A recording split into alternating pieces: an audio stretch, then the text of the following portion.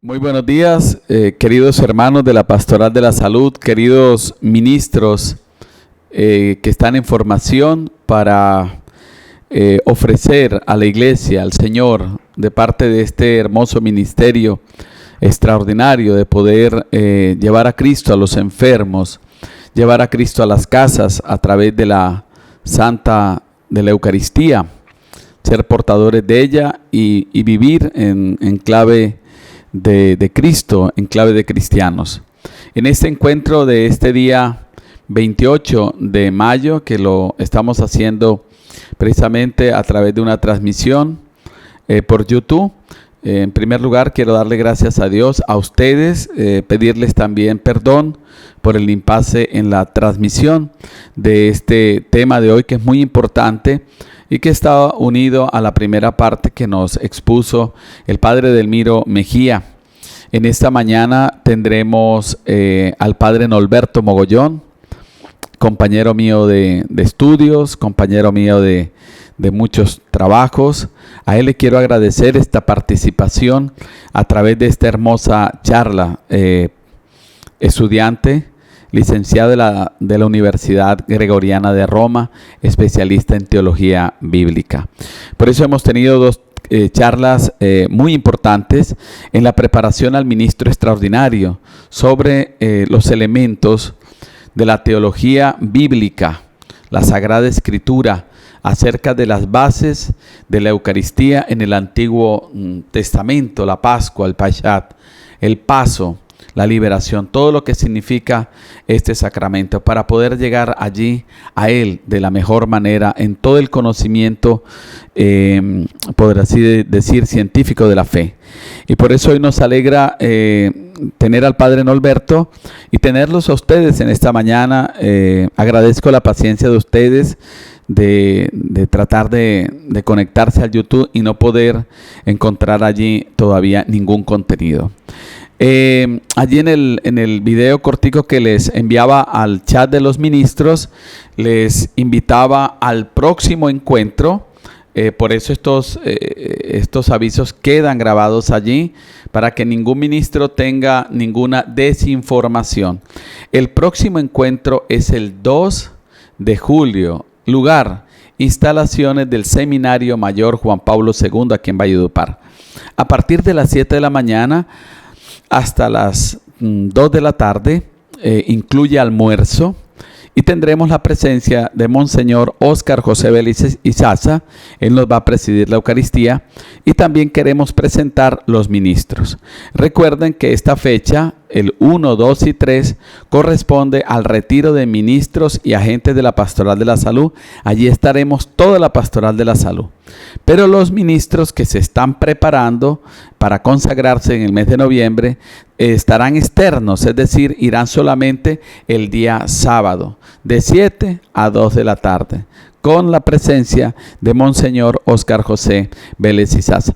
Allí le haremos una presentación de todos los ministros y agentes que están trabajando en sus parroquias, como también de los nuevos ministros que se están preparando para ser consagrados. Espero que no se pierda ninguno esta formación, porque es de vital importancia, es un momento muy importante para toda la pastoral de la salud de la diócesis.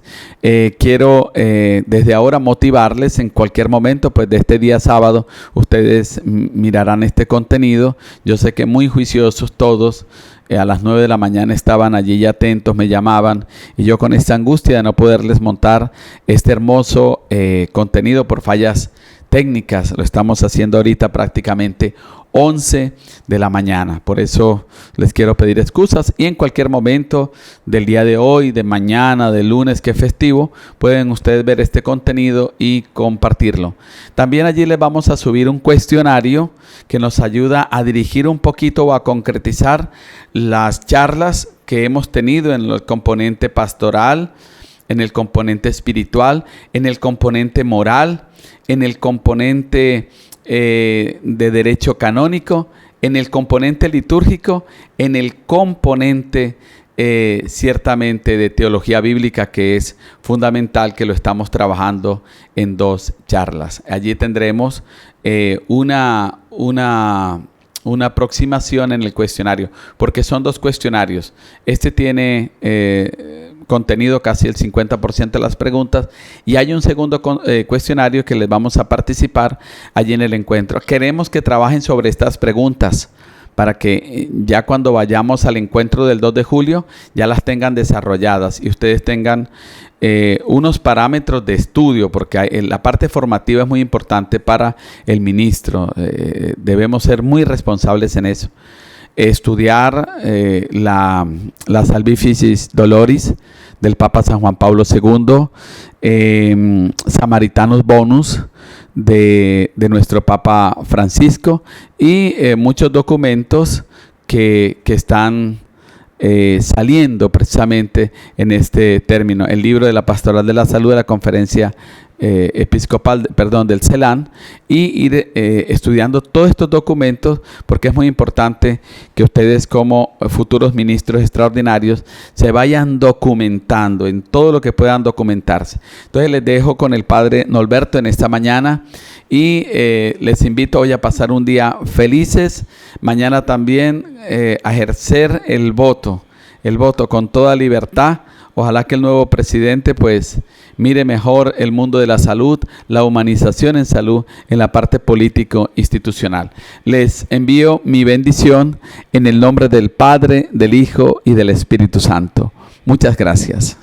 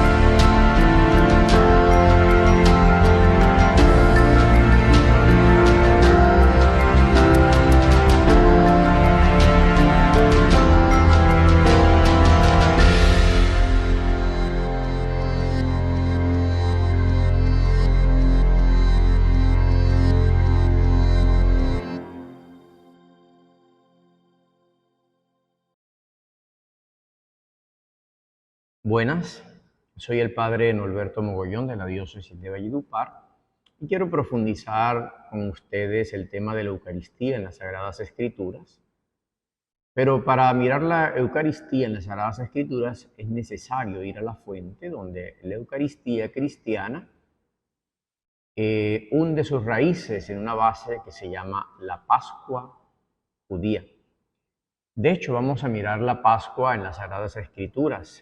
Empecemos por identificar el término Pascua, que proviene de una transcripción griega y latina, Pascha, que a su vez tiene el origen hebreo y arameo, respectivamente, en hebreo Pesaj y en arameo Pasha. que remite a su vez al verbo pasaj, que significa pasar o saltar. ¿Recuerdan ustedes el salto que daba el ángel de la muerte, no teniendo en cuenta para darle muerte a los primogénitos de aquellas puertas cuyas jambas estuvieran signadas con la sangre del cordero? Y si entraba en la casa de los egipcios, dando muerte, como ya lo dije, al primogénito de estos. De aquí procede entonces el significado del sustantivo fiesta, que es danza y paso. La celebración de la Pascua está en el centro y en el corazón de la experiencia bíblica, ya que está relacionado con el acontecimiento fundador del pueblo de Dios. Y ustedes saben que este acontecimiento fundador es el Éxodo y la Alianza. Por medio de la celebración de la Pascua se actualiza el acontecimiento salvífico en su forma litúrgica. Es decir, que cada que celebramos la Pascua, no es que recordamos o hacemos un aniversario más de la Pascua, no, conmemoramos, y lo profundizaremos más adelante.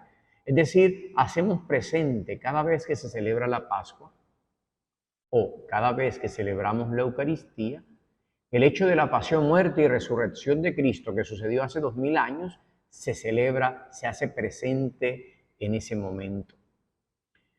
Al modelo o esquema de la Pascua bíblica se refieren también algunos textos del Nuevo Testamento para interpretar la acción salvífica de Jesús.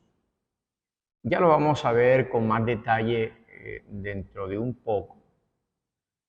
En el culto cristiano como memorial, eso es memoria, se prolonga el acontecimiento salvífico de toda la historia bíblica que culmina en Jesús muerto y resucitado. Ese es el cumplimiento fundamental y definitivo de la Pascua. Pero, ¿qué significado tiene la Pascua en las tradiciones del Éxodo? Si quieren, ustedes pueden buscar en este momento Éxodo capítulo 12 y capítulo 13. En esta colección de textos vinculados con la Pascua, se menciona el rito del Cordero,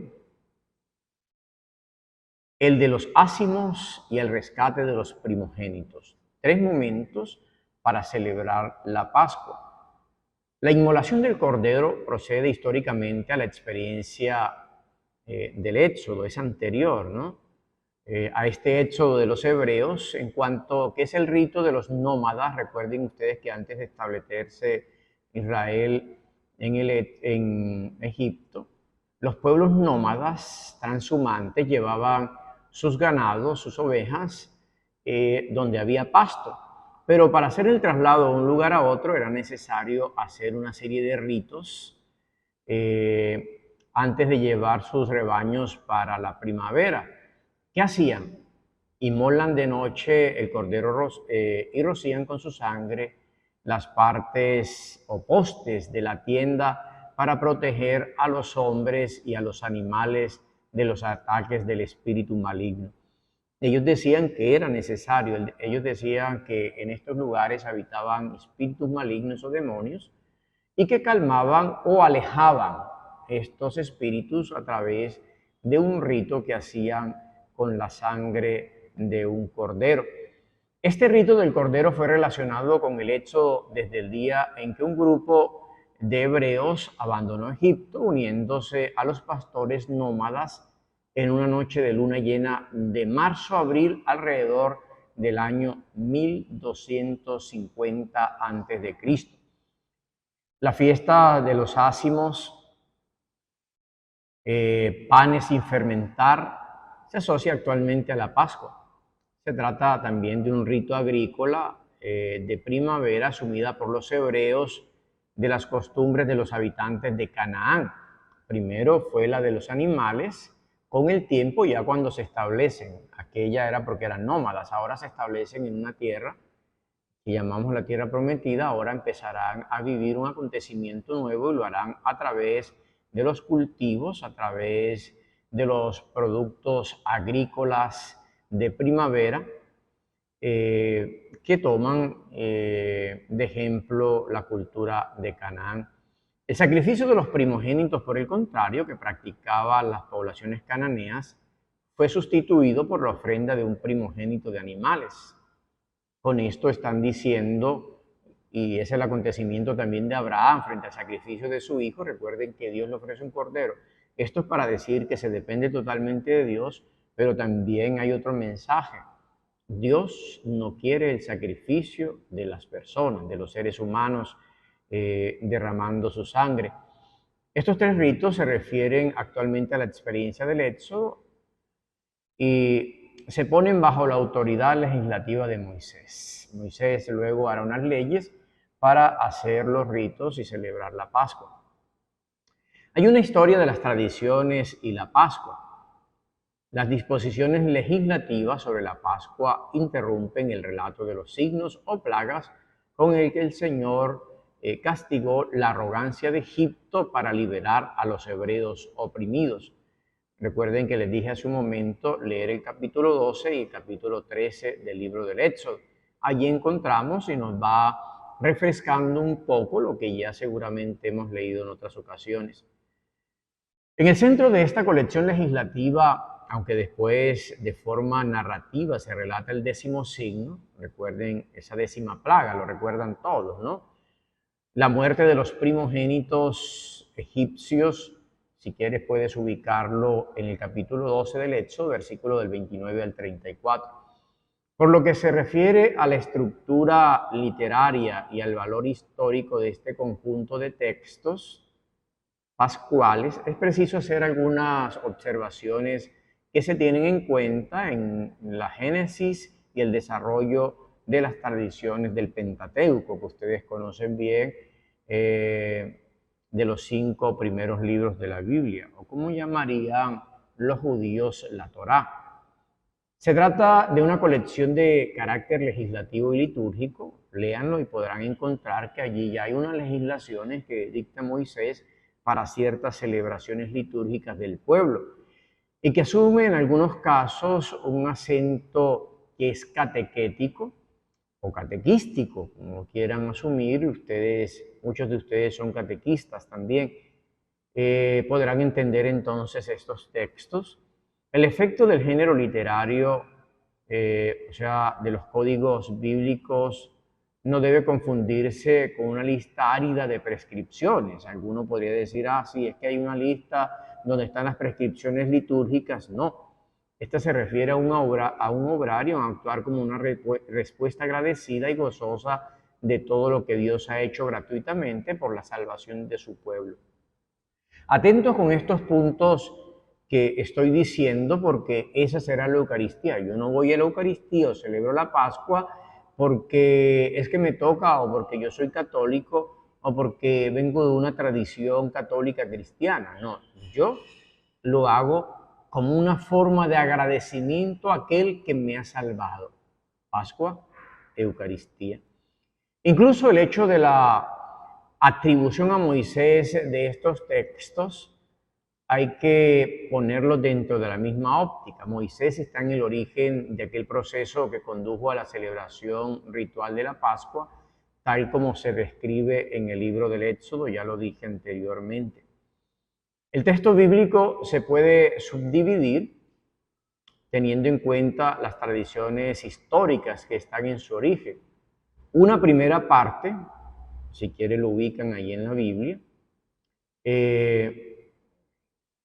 es Éxodo 12 del 1 al 14, se resiente del estilo de la tradición sacerdotal que maduró durante el desierto. Recuerden ustedes que todos estos acontecimientos se dan después del desierto, pero también y sobre todo que fueron escritos después del exilio o del destierro. Presenta las prescripciones sobre rúbricas del sacrificio del cordero y de la cena pascual. Ya están esos textos allí y lo pueden leer, como les dije, en Éxodo 12, 1, 14. A esta misma tradición pertenecen las normas relativas a la fiesta de los ácimos. Recuerden que son 3 momentos. La segunda es la fiesta de los ácimos, que ustedes pueden encontrar en Éxodo 12, del 15 al 20. a una tradición o nivel más antiguo llamado yavista de la época de David Salomón, que se remonta el texto Éxodo 12 del 21 al 27. En este trozo es posible reconocer algunas relecturas de la tradición deuteronomista que debe su impulso a la reforma de Josías. Recuerden esa reforma importante de Josías en el templo y en la liturgia, y se desarrolla durante el destierro y después de él, y afecta la explicación del rito del Cordero. Ya hay un cambio en ese ritual del Cordero, que es el Cordero Pascual, ¿no? Y este cambio, pues, se da en forma de catequesis. Luego, pero no cualquier catequesis, una catequesis familiar. Es en la familia donde empezará ahora a celebrarse la Pascua. A esta misma tradición yavista pertenece la sección narrativa sobre la muerte de los primogénitos. Es el tercer acontecimiento. El despojo de los egipcios y la partida de los hebreos de Egipto. Éxodo 12, 29, 39.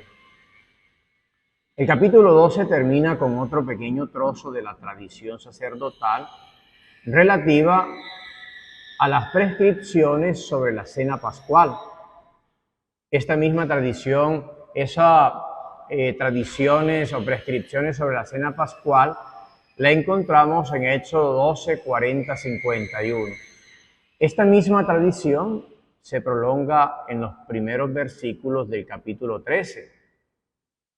Si quieren lo buscan allí del Éxodo sobre la consagración de los primogénitos. Éxodo 13, 1, 2.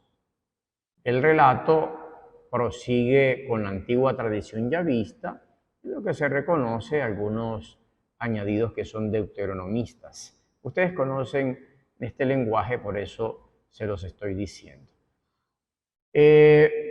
¿Cómo era el Cordero Pascual? La celebración ritual de la Pascua tiene su centro en la consumición, comerse el Cordero. Este rito se relaciona con las costumbres de primavera de los nómadas. Recuerden ustedes que allí inicia, ¿no? Los pastores, antes de partir para los pastos tras el invierno, intentan propiciar a las divinidades protectoras sacrificios de un cordero. El texto actual del Éxodo conserva algunos indicios de esta práctica arcaica, que es muy antigua, y de su significado. En efecto, la Pascua hay que celebrarla al comienzo de los meses, en el primer mes del año. En el antiguo calendario hebreo, usted me dice, ¿cómo que el primer mes del año es en esa fecha? Sí, en el calendario antiguo hebreo era el mes de las espigas, o llamaban en hebreo Aviv. Después del destierro, según el calendario babilonio, es el mes de Nisán. Encuéntrenlo en Éxodo 12:2, que en el día 10 de dicho mes había que apartar un cordero en conformidad con lo que podía consumir una familia. Ya recuerden ustedes que pasó de un ritual para expulsar los espíritus malignos, para que no le hicieran daño ni al ganado ni a las personas o pastores que guiaban el ganado. Después del destierro, del exilio, pasará entonces a convertirse en una celebración netamente familiar. Ahora el cordero lo escogía la familia y esta familia lo consumía, pero el cordero tenía que ser un animal sin defecto, sin ninguna mancha, tenía que ser blanquito, sin otro color, macho, nacido el mismo año, o sea, era un cordero bastante tierno. Eso lo encontramos en Éxodo 12:5. Tras este rito de consagración venía la matanza del cordero el día 14 del mes por la tarde. Ven, se da en la tarde la celebración. Lo que se subraya no era la muerte del animal, es decir, lo principal no era la muerte del animal, sino el valor simbólico de la sangre con la que rociaban los postes de la tienda. Este rito tenía una función apotropaica, es decir, mantener alejadas las desgracias o al exterminador. Éxodo 12, 3 y 23. También la forma de preparar el cordero asado y su consumición total con el pan sin fermentar y las hierbas amargas. Estaba compuesta de lechugas silvestres. Recuerdan entonces las costumbres de los nómadas. Se toman algunos elementos de estos pueblos nómadas. Una nueva confirmación de este hecho es la manera de celebrar el banquete. Dice Éxodo 12, 11, lo comeréis así, ceñidos los lomos, calzados los pies, el báculo o el bastón en la mano, lo comeréis a prisa. Pero este antiguo rito de los nómadas asume un nuevo significado con la experiencia del Éxodo. Se convertirá en el signo y en el rito memorial del paso del Señor y el paso del pueblo a la libertad. En efecto, la serie de prescripciones termina con esta solemne declaración. Es la Pascua del Señor. Ya no se hace para expulsar a los espíritus malignos o destructores, sino porque es el paso del Señor por la vida de su pueblo. Y se explica inmediatamente después, dice, esta noche pasaré yo por el territorio de Egipto y mataré a todos los primogénitos de Egipto.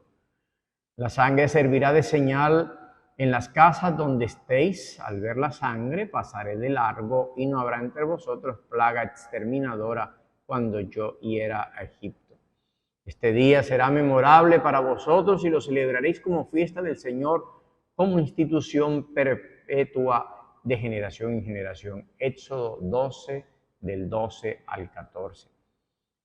La palabra hebrea Pesaj, con el significado original relacionado con la raíz de pasaj, que era, lo recuerdan al inicio, lo dijimos, que era danzar o saltar. Lo encontramos también en Primera de Reyes 18:26. Es reinterpretada en clave religiosa como paso. El Señor pasó por delante, salvó a su pueblo de la muerte de los primogénitos. Este significado es el que recoge la pequeña catequesis familiar en la que los niños preguntan al papá que preside la cena familiar pascual. El niño, normalmente el menor, pregunta ¿qué rito es este? El papá le responde, es el sacrificio de la Pascua del Señor, el cual pasó de largo por las casas de los israelitas en Egipto cuando hirió a los egipcios y preservó nuestras casas. Éxodo 12, 26, 27. Ya entonces nos especifica que era una celebración familiar. El significado actualizante de la Pascua queda expresado en el término hebreo zikaron, que significa memorial, no repetición, sino memorial, no aniversario, sino memorial. La Pascua es memoria, no en el sentido de un aniversario en el que recuerda un hecho del pasado, sino en cuanto que es una experiencia que se revive cada vez que se la evoca en los símbolos del rito. Ya con la reforma de Josías, que se da en el siglo VIII, la Pascua se convirtió en una de las tres grandes fiestas de peregrinación al santuario central de Jerusalén. Conserva, sin embargo, su significado familiar a través de la comida del Cordero, en la que solamente pueden participar los hijos de Israel o aquellos que se asimilan a ellos como el forastero domiciliado y circunciso. Éxodo 12, 43, 49. Ahora, repito, con la reforma de Josías en el siglo VIII a.C., pasa ya al santuario, en la celebración en el templo en Jerusalén. Sin embargo, se conserva la forma tradicional de celebrar la cena pascual en casa dirigida por el papá. Los ácimos y los primogénitos, recuerden que son los elementos propios de esta fiesta. El ritual de los ácimos, hebreo es masot, guarda relación con la costumbre agrícola de la primavera de comenzar el año nuevo con la primera cosecha de cebada. Lo pueden buscar en Deuteronomio 16:9. Este comienzo o consagración se expresaba simbólicamente mediante la eliminación de la levadura vieja. Eso después ya, incluso en el Nuevo Testamento, se tomará esta misma práctica. El rito de los ácimos se asoció al del Cordero, fiesta de primavera de los nómadas, asumiendo también su significado histórico y salvífico. De esta manera, de su sentido arcaico, comienzo de un nuevo ciclo vital, pasó a transformarse en el recuerdo de la fundación del pueblo liberado por Dios. Acontecimientos de pueblos nómadas antiquísimos son asumidos por el nuevo pueblo de Dios, o mejor, por Israel, y luego retomado y hecho plenitud con la venida de Cristo, con su nuevo pueblo que es la iglesia. Este pueblo ofrece ahora al Señor en señal de gratitud los dones de la tierra en la que fue introducido por su acción poderosa y gratuita. Hechos 5, 10, 12. Recuerdan ustedes el ofrecimiento de las primicias. La consagración de los primogénitos se vinculó, que es la tercera parte, con la Pascua por la asociación temática con el culto signo de Dios contra Egipto, la muerte de los primogénitos. También esta consagración pues asume ya un significado, es ofrenda a Dios de las primicias, los hijos. Ezequiel 16:20, Miqueas 6:7 también lo podemos ver, y se convirtió en la respuesta agradecida a Dios por la liberación histórica y en signo de su presencia, o mejor, de la pertenencia de ese pueblo a Dios. ¿Cómo se celebraba la Pascua en la Biblia? La primera celebración de la Pascua tuvo lugar en el aniversario de la salida de Egipto en el desierto del Sinaí. Búsquenlo en Números 9 del 1 al 5. Un fragmento de la tradición sacerdotal recuerda el tiempo y la modalidad de la celebración según el ritual tradicional. Celebraron la Pascua en el desierto del Sinaí el primer mes, el día 14 del mes al atardecer. Números 9:5. La segunda Pascua se recuerda después del paso del Jordán y de la entrada en la tierra prometida, que es don de Dios.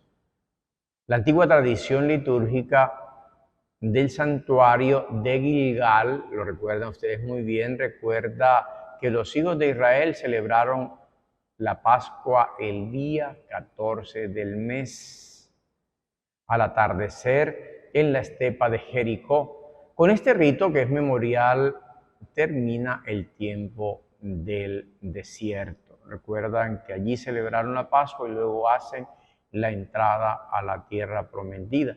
Cambiará entonces y hará parte entonces de esta Pascua, será unida a ella el ofrecimiento de las primicias de los cultivos.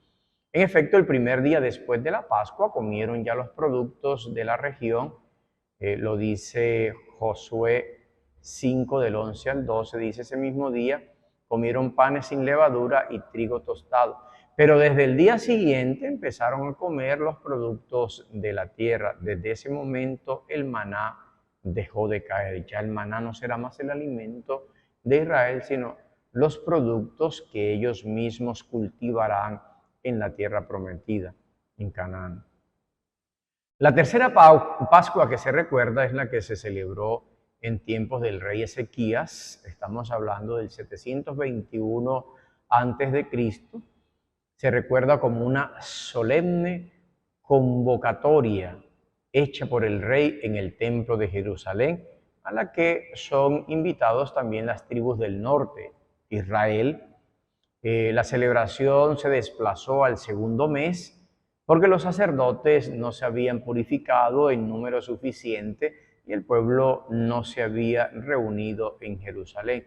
Por eso es la única vez donde encontramos que la Pascua se celebra un mes después, pero solamente allí, porque no se había preparado correctamente y la gente no se había reunido en Jerusalén, donde a partir de ese momento comenzaría a celebrarse la Pascua en el santuario. Después de eso, cada año se celebrará la Pascua en el templo de Jerusalén. Lo veremos un poco más adelante cuando hablemos de los evangelios, especialmente del Evangelio de Juan. Esta celebración pascual se prolongó durante 14 días en medio de un clima de alegría extraordinaria. Busquen Segunda de Crónicas, capítulo 30, versículo del 1 al 27. Y la cuarta celebración que se menciona en los libros históricos es la que se relaciona con la reforma del rey Josías, 621-622, en el contexto de la fiesta de la renovación de la alianza, motivada por los hallazgos de la ley en el templo. Recuerden ustedes que será el núcleo del libro del Deuteronomio. Se celebró la Pascua solemne y llena de gozo. Búsquela en Segunda de Reyes 23-21. Dice: el rey ordenó a todo el pueblo: celebrad la Pascua del Señor vuestro Dios conforme está escrito en el libro de la alianza. ¿Lo recuerdan ustedes? Esta reforma se dio cuando mandaron hacer algunos arreglos en las paredes o muros del templo, que encontraron algunos rollos antiquísimos, ellos decían originales, y ese día o a partir de ese momento pues también comienza la renovación litúrgica para Israel, sobre todo la celebración de la Pascua. La quinta celebración pascual se menciona en el libro de Esdras como la Pascua del retorno y de la reconstrucción del templo. Estamos hablando del 515 a.C., es decir, el retorno del exilio en Babilonia, que ocurrirá y entonces a la llegada celebrarán la Pascua o la quinta Pascua que nos relatan las Sagradas Escrituras. El relato del cronista recuerda que los repatriados celebraron la Pascua el 14 del primer mes. Los israelitas repartieron comida, o mejor, comieron el banquete, esto que llegaba del exilio, este banquete pascual con todos aquellos que se habían separado de la impureza de los paganos del país. Celebraron con júbilo la fiesta de los panes sin levadura durante 7 días, porque el Señor les había llenado de alegría. Esdras 6, del 19 al 22. Así pues, la celebración de la Pascua jalona los momentos decisivos de la historia bíblica. Ven que por cada acontecimiento bíblico que tiene un final o un comienzo, celebra la Pascua. La Pascua hebrea, la reconstrucción de los ritos y la recuperación del significado de la Pascua hebrea tiene una importancia fundamental para comprender el significado y el valor de la Pascua cristiana, que está en la base de la interpretación salvífica de la muerte y resurrección de Jesús. La tradición judía se fundamenta en la tradición bíblica y la desarrolla en función de las nuevas experiencias del pueblo judío y de su evolución religiosa. Las fuentes principales para reconstruir la Pascua judía antigua son algunos textos extrabíblicos o también llamados apócrifos. Lo conocen ustedes, los libros apócrifos son aquellos que no han sido aceptados por la tradición bíblica. Sus autores eran judeo-helenistas del primer siglo. Las tradiciones y los comentarios bíblicos judíos, así como los textos de la tradición rabínica y samaritana. Por ejemplo, uno de estos apócrifos es el libro de los Jubileos, que es un apócrifo del siglo I antes de Cristo y documenta todo el ritual de la Pascua antigua y su significado. Eso nos ha ayudado a profundizar y a conocer un poco más el desarrollo de la Pascua antigua. Y el significado de esta se celebra como un memorial de la liberación de Egipto y como garantía de la protección para el futuro. La Pascua guarda también relación con el sacrificio de Isaac, ¿no recuerdan ustedes? Al que se atribuye un valor de rescate. Eso aparece en el libro de los Jubileos. ¿Dónde lo encontramos? En Internet, busquen en Internet y baje el libro de los Jubileos, que es un apócrifo, y buscan en el capítulo 49, del 1 al 20, ahí encontrarán. También Flavio Josefo, que es el gran historiador, del 37 al 100 después de Cristo, habla de la Pascua en las antigüedades judías, un libro, y en la guerra de los judíos, con un testimonio de este historiador judío. Con la Pascua están asociadas las esperanzas mesiánicas nacionalistas de carácter popular. Recuerda que algunas sublevaciones de los judíos contra Arquelao o contra los romanos tuvieron lugar con ocasión de la fiesta de peregrinación a Jerusalén para la celebración de la Pascua. Busquen en Lucas 3:1. También Filón de Alejandría, este filósofo, vivió del 25 antes de Cristo, el 41 después de Cristo, documenta la celebración de la Pascua en los escritos y ofrece en estos diversos ritos algunos hechos importantes o acontecimientos de esta celebración pascual del pueblo de Israel, que tiene una dignidad sacerdotal. Miremos entonces la Pascua de Jesús, ya teniendo estas bases. Miremos cuál es la Pascua de Jesús y la Pascua cristiana. Las fiestas de la Pascua que se mencionan en los evangelios sinópticos, recuerden ustedes los evangelios sinópticos, Mateo, Marcos y Lucas.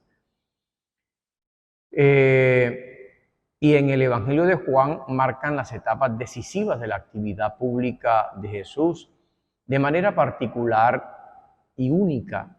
Esto es verdad en lo que se refiere a la última Pascua, durante la cual Jesús fue arrestado y condenado a muerte. Vamos a desarrollar esos momentos específicos. Miremos entonces la Pascua y la actividad pública de Jesús. La primera fiesta de la Pascua, que recuerda la tradición de los evangelios, es la de Lucas 2, 41, 50, como conclusión del evangelio de los orígenes o de la infancia. Lucas narra cómo Jesús, con sus padres, según la costumbre, subió a Jerusalén para celebrar la fiesta de la Pascua, lo recuerdan, ¿no? Es uno también de los misterios del Rosario, la pérdida y hallazgo del niño Jesús en medio de los maestros de la ley, y se da después de haber celebrado la Pascua. No es un hecho casual que se menciona esta peregrinación pascual de Jesús a Jerusalén a los 12 años, en los umbrales de su vida adulta. El evangelio o el evangelista Lucas relee aquí el episodio como si fuera la primera manifestación de la sabiduría de Jesús y de su decisión profética de dedicarse a las cosas o a la casa que es el templo del Padre. Lucas 2:49. ¿No sabíais que debía dedicarme a las cosas de mi Padre? Algunos lo traducen como a la casa o templo de mi Padre. Lucas 2:49. Lucas 2:49.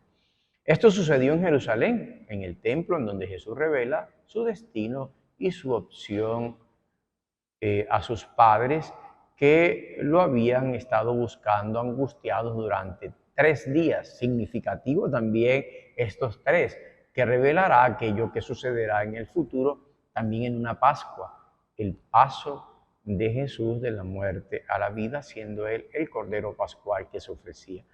Es esta una discreta alusión pues al episodio de la última Pascua. El Evangelio de Juan recuerda expresamente al menos 3 Pascuas, quizás una cuarta con la pasión de Jesús. La primera guarda relación con el signo que Jesús hace en el templo. Por eso, según el evangelista Juan, los estudiosos nos han dicho que la Pascua entonces, o mejor, la vida pública de Jesús se llevó a cabo durante 3 años, o un poco más, 3 años y medio, porque nos menciona hasta 3 Pascuas, incluso una cuarta Pascua. Cosa que no ocurre en los evangelios sinópticos, que nos hablan de una Pascua y que posiblemente fue más corto el tiempo de la vida pública de Jesús. Eso lo encontramos en Juan 2, del 13 al 22. Juan 2, 13, 22. Esta intervención de Jesús comprende dos momentos: la acción profética, la purificación del templo, cuando dice la casa de mi Padre, y la palabra con que anuncia la constitución del nuevo templo, que a la luz de la resurrección se identifica con su propio cuerpo. He dicho, destruid este templo y en 3 días lo reconstruiré, haciendo mención a su propia Pascua, su propio cuerpo. La segunda Pascua, la de la crisis, va unida al signo de la multiplicación de los panes en Galilea. Lo hemos leído hace unas cuantas semanas, que se dio el desarrollo del capítulo 6 del Evangelio de Juan, que habla sobre el verdadero pan de vida. Aquí lo podemos encontrar, esta multiplicación de los panes en Galilea, explícitamente junto al lago de Tiberíades o de Genezaret, en el capítulo 6, versículos del 1 al 4 de Juan. También el drama de esta Pascua se desarrolla en 2 partes: el signo del pan que distribuye a la gente en el desierto como un signo mesiánico, y un discurso en donde Jesús explica el significado profundo del don del pan. Frente a las esperanzas de un mesianismo de tipo nacionalista, Jesús establece su proyecto salvífico que pasa a través de la fe. Se necesita la fe para que se dé este proyecto salvífico en la vida del nuevo pueblo de Dios, que es la Iglesia. En efecto, solamente la fe sabe acoger el don del Padre. La palabra auténtica que viene del cielo como pan que sacia el hambre de las exigencias profundas del ser humano. No solamente el hambre física, como Jesús le dirá cuando quieren coronarlo como rey a la fuerza, capítulo 6 del Evangelio de Juan. Jesús se abre paso y se va. Y alguno dirá, pero si él es rey. Sí, pero no es el rey según este mundo. Seguramente querían tener pan físico toda la vida. Ahora con un rey así bastaba que orara, mirara al cielo y multiplicara los panes.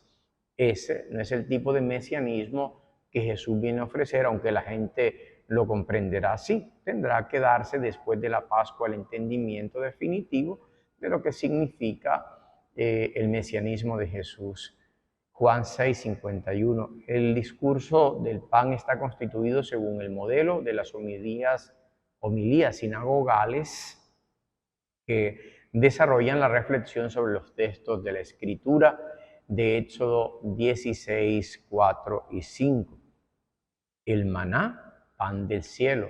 Isaías 53, 13 también habla de la nueva alianza, que es el cumplimiento de lo que hace Jesús con su propia Pascua. Parece ser que estos textos citados por Juan se leían con ocasión de la liturgia sinagogal en el tiempo pascual. La tercera Pascua evangélica mencionada por Juan va asociada al episodio de la resurrección de Lázaro. Busquen capítulo 11, versículo 55, que provoca la muerte de Jesús para la definitiva resurrección. Se da como un signo este revivir a Lázaro, será entonces un signo que precede ya la resurrección definitiva de Jesucristo, que no morirá más. El gesto profético de María, ¿recuerdan? Esta mujer que le unge a Jesús con el perfume precioso, es un signo premonitorio de la muerte de Jesús, Juan 12, del 1 al 8. Pero esta Pascua está también relacionada con la entrada mesiánica de Jesús, que culmina en el anuncio de la salvación universal a los paganos. Juan 12, 20 y 32. Solo en este punto puede proclamar Jesús que ha llegado la hora definitiva de pasar de este mundo al Padre. Juan 12, 23. El tiempo de la revelación definitiva del amor salvífico de Dios explota en la última Pascua, a partir de la cual comienza también la misión para convocar a los hijos dispersos de Dios. La última Pascua de Jesús, según la esperanza judía que había ido madurando a lo largo de los siglos, el Mesías liberador tenía que manifestarse en Jerusalén una noche de Pascua. Así venía anunciado por los profetas en el Antiguo Testamento. Nos lo recuerda la antigua paráfrasis aramea al texto de Éxodo 12:42. Allí se mencionan las 4 noches. Recuerden ustedes que algunos sacerdotes hacen mención y algunos grupos de la Iglesia Católica cuando celebran la Pascua hacen mención a estas 4 noches. De hecho, en la vigilia pascual, durante la vigilia pascual que celebramos este año, recuerdan ustedes que se hace mención a algunos textos, sobre todo las primeras lecturas, ¿no?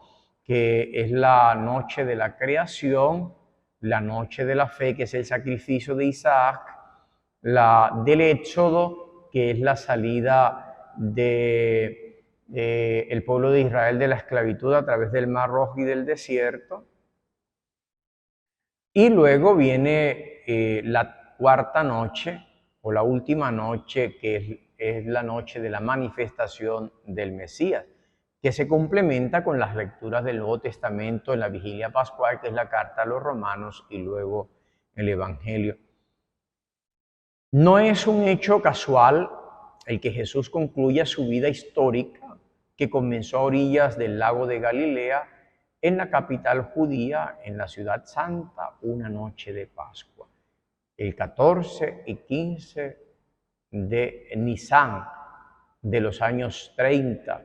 En este contexto, Jesús proclama el último anuncio del reino de Dios, presentando su muerte como un signo supremo de la fidelidad y la solidaridad por la salvación de los hombres. Los 3 evangelios sinópticos están de acuerdo en referir los detalles de la última Pascua de Jesús, Mateo, Marcos y Lucas. La secuencia de este drama final se puede reconstruir a través de los actuales textos evangélicos que reflejan el contexto celebrativo litúrgico de las primeras comunidades cristianas. Con un gesto profético, Jesús manda preparar la sala en la casa de un amigo con sus discípulos. Recuerden ustedes, vayan a la casa de fulano, le dicen que el maestro necesita preparar la Pascua, él les va a mostrar una estancia en el piso superior y allí preparan la Pascua. Lucas 22:1 y del 7 al 13. Esto contrasta con los preparativos de los dirigentes judíos para apresar a Jesús a fin de evitar una sublevación popular dentro del clima de la fiesta judía. Marcos 14:1-2. Todos los detalles se conservan o lo conservan los evangelios sinópticos. Esto nos lleva a esta conclusión. Jesús celebró en Jerusalén, antes de ser arrestado, una cena festiva dentro de un clima pascual.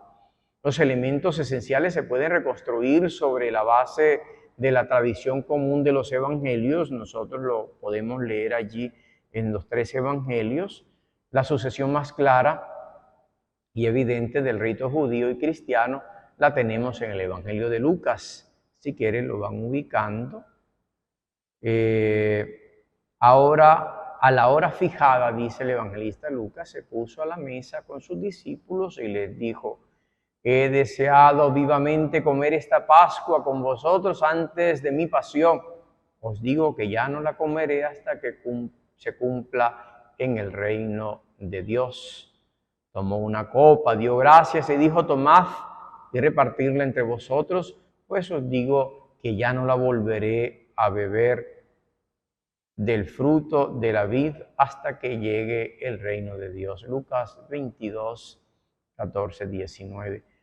Las palabras de Jesús se refieren al ritual judío. Exactamente está celebrando, al igual que el ritual judío de la Pascua, a la explicación de la cena con su referencia a su momento escatológico, es decir, definitivo de Jesús, su retorno al Padre, su muerte, el retorno al Padre y luego cuando venga en su segunda venida.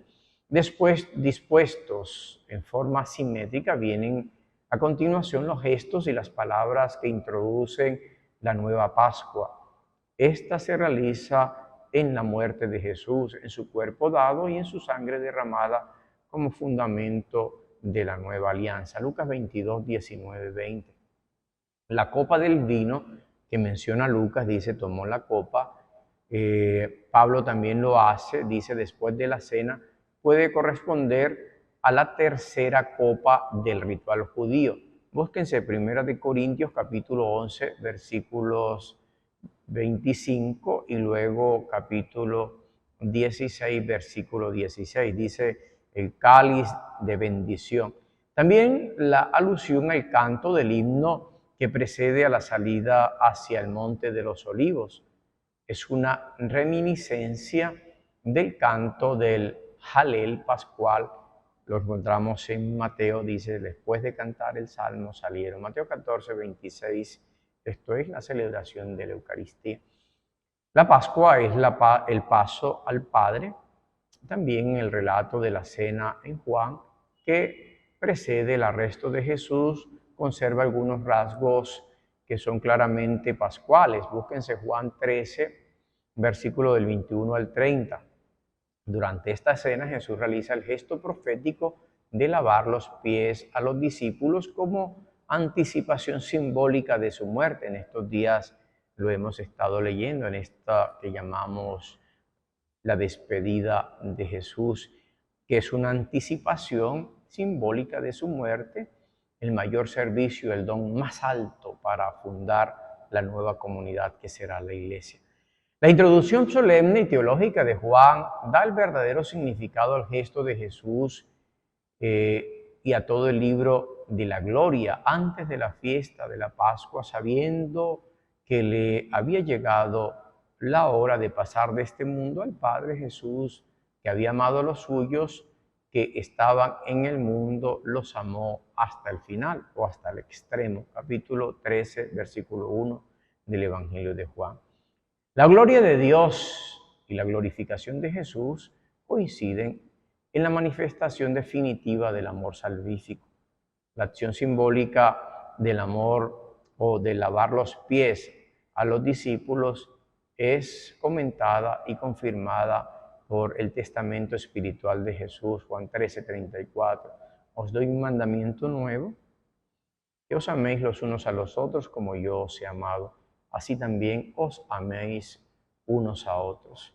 Este es el mandamiento nuevo, sobre el que se basa toda la nueva alianza. Jesús entrega su cuerpo, muere en la cruz, resucita, es el Cordero Pascual, resucita al tercer día y se constituye entonces en el Cordero último, definitivo, que dará la salvación a la humanidad.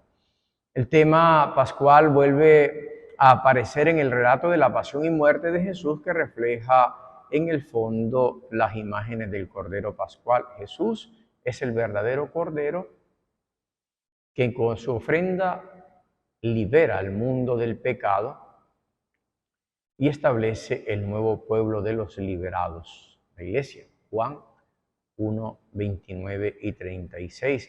Según Juan, Jesús muere en el momento en que se sacrificaban los corderos en el templo para celebración de la Pascua judía. Juan 18, 28. Es significativo cómo Juan quiera dar a entender esto y lo presenta así. Dice que el día que murió Jesús, que estaba siendo clavado en la cruz y muriendo en la cruz, ese mismo día se celebraba o se preparaba la cena pascual, el Cordero Pascual, para celebrar la Pascua judía. Repito, Juan 18, 28.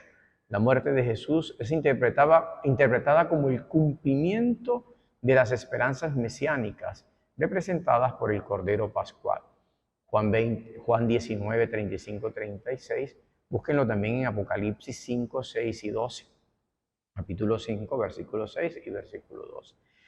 De todo esto depende entonces la Pascua cristiana. Los testimonios de los primeros documentos cristianos son muy sobrios en lo que se refiere al culto y a los ritos cristianos. Los únicos textos explícitos sobre el culto cristiano en forma indirecta son las secciones eucarísticas de los sinópticos, que habla de la cena final de Jesús, y algunos trozos bautismales de Pablo en función teológico-exhortativa que hace el mismo apóstol Pablo en sus cartas. Por eso no hay que extrañarse de que dentro del Nuevo Testamento no se encuentren muchos textos que hablen de la celebración de la Pascua cristiana, pero hay suficientes datos para hablar de un papel de la Pascua en la vida de las primeras comunidades cristianas, tal como había sucedido durante la vida y la muerte de Jesús. Se daba una Pascua anual. Es probable que las primeras comunidades cristianas celebraran la memoria anual de la muerte y resurrección de Jesús. Él es el verdadero Cordero Pascual que da la auténtica libertad a los creyentes y hace de ello un pueblo nuevo, la Iglesia. El texto más antiguo en este sentido nos lo ofrece la primera carta a los Corintios, escrita en Éfeso por la mitad de los años 50. ¿No sabéis que un poco de levadura hace fermentar toda la masa? Echad fuera la vieja levadura para hacer una masa nueva, puesto que sois panes sin levadura, porque Cristo, nuestro Cordero Pascual, ya ha sido inmolado. Así que celebremos la fiesta no con levadura vieja, con levadura de malicia y de maldad, sino con panes ácimos, con panes sin levadura, panes de sinceridad y de verdad. 1 Corintios capítulo 5, versículos de 6 al 8.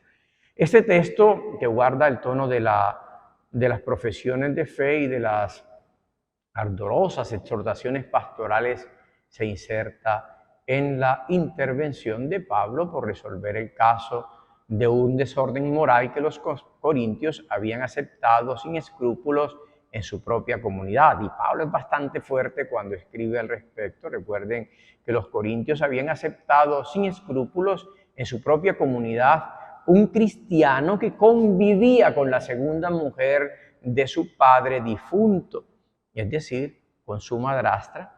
La apelación a la condición pascual de la comunidad cristiana liberada del viejo pecado en virtud de la muerte salvífica de Cristo es el motivo para vivir coherentemente en el nuevo estatuto del pueblo santo de Dios. Es decir, que quien comulga con el cuerpo de Cristo, quien celebra la Eucaristía, debe vivir de una manera coherente su propia vida cristiana. La Pascua, esta es la Pascua anual, pero también hay una Pascua semanal, que es más documentada esta celebración que caracterizaba la semana cristiana. Desde los primeros tiempos, la reunión festiva de los cristianos, a diferencia de los judíos, tenía lugar el día primero de la semana, en lugar del sábado que celebraban los judíos. Nosotros los cristianos celebramos el día domingo para recordar la resurrección de Jesús en un clima de gozo y de acogida fraternal. La asamblea cristiana en Corinto, en la que se realiza también la colecta de las ofrendas para los pobres de Jerusalén, se tiene el primer día de la semana. 1 Corintios 16:2. La asamblea eucarística, caracterizada por la fracción del pan, se celebra en Tróade, en un clima claramente festivo y gozoso, por Pablo antes de emprender su partida. Eso lo pueden buscar en Hechos 20, 7 al 12. También el Apocalipsis recuerda que la revelación al profeta tiene lugar el día del Señor, Apocalipsis 1:10. Esta ubicación de la asamblea cristiana en el primer día de la semana no hay que relacionarla con la memoria de la resurrección de Jesús, como atestiguan los relatos pascuales.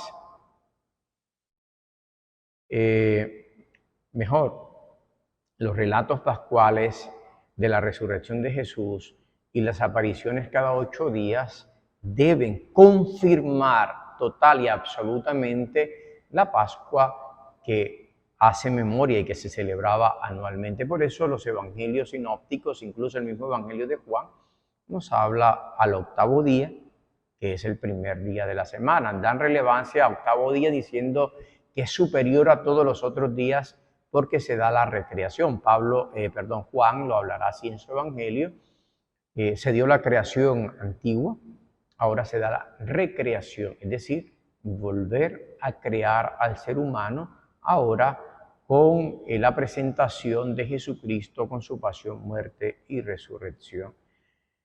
Esta Pascua debe estar unida a la vida cristiana. La Pascua no es solo una fiesta conmemorativa, aniversario o semanal, sino una dimensión de la vida cristiana inaugurada en el bautismo. Mediante el bautismo, el cristiano ha quedado unido al destino salvífico de Cristo para formar parte del nuevo pueblo, el que camina ahora hacia la Pascua definitiva. Búsquense Primera de Pedro, capítulo 1, a partir del versículo 22 hasta el capítulo 2 y el versículo 10. 1, 22 al 2, 10.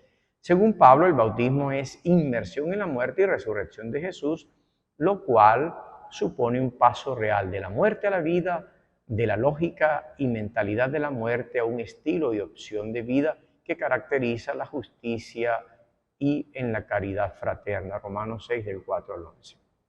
Allí tenemos entonces que la Pascua, que la celebración eucarística es Pascua y que es el paso de la muerte a la vida, el paso de la oscuridad a la luz, el paso de las tinieblas al encuentro definitivo con aquel que murió y resucitó.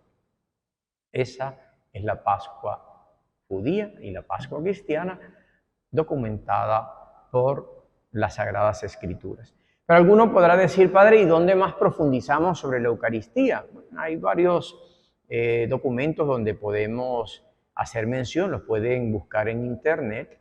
En el siglo XI, el Sínodo de Roma, con diversas intervenciones en Vercelli y en Florencia, en el año 1059 impone a Berengario de Tours una profesión de fe eucarística que afirma con fuerza y realismo la presencia de Cristo en la Eucaristía, negada precisamente por Berengario.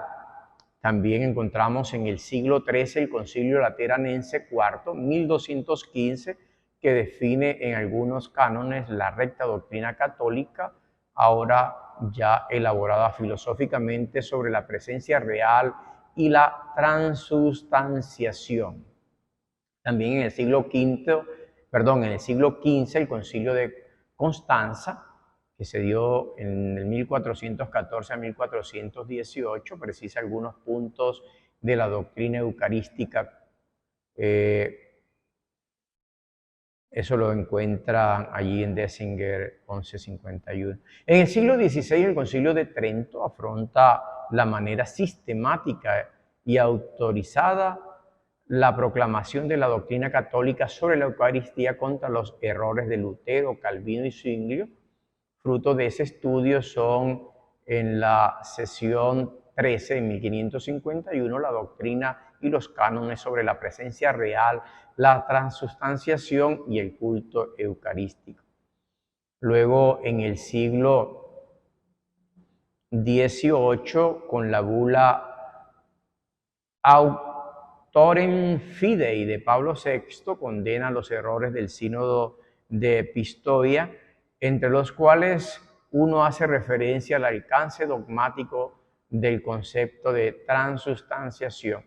En el siglo XX, la adhesión del magisterio de la Iglesia hacia el misterio eucarístico es rica en documentos y orientaciones. Destacamos las más importantes. Pío X ofrece el documento Sacra Tridentina Synodus de 1905 sobre la comunión frecuente.